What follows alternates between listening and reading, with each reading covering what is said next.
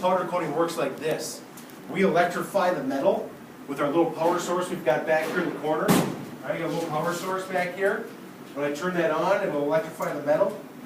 And then what will happen is we'll shoot powder out of this gun, and the powder sticks to that electrical field on the metal in a perfectly even coat, which is nice. The powder we're shooting is non-toxic, so nobody's breathing anything that's toxic in here whatsoever.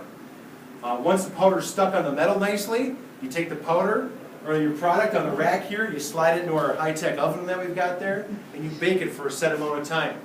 Once you take it out of there, the paint's on there for good, it's not coming off.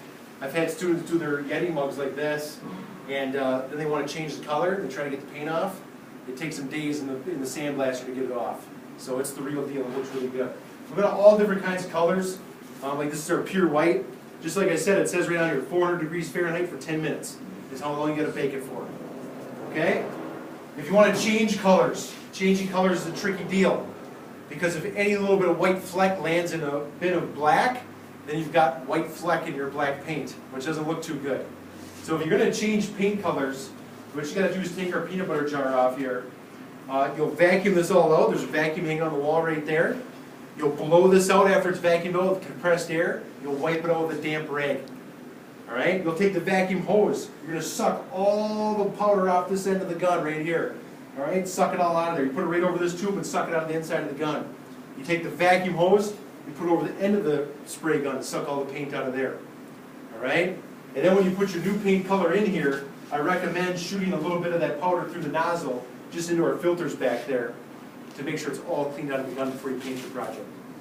All right? Our spray booth is real high tech, as you can see, but it's what we've got.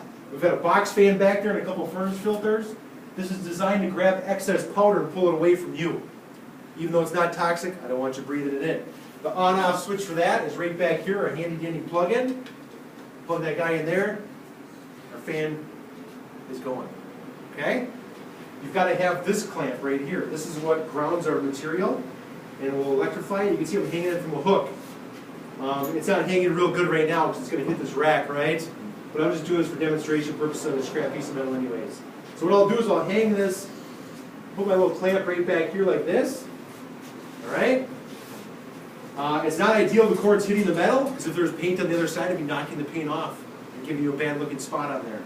But now, as you can see, this slides it back a little ways. It'll start sticking, the powder's coming out. It'll stick to my product. Get a perfectly even coat, just like that. All right? I'd flip it around to the back side, slide it in the oven, bake it for 10 minutes, pull it out, done deal. Okay?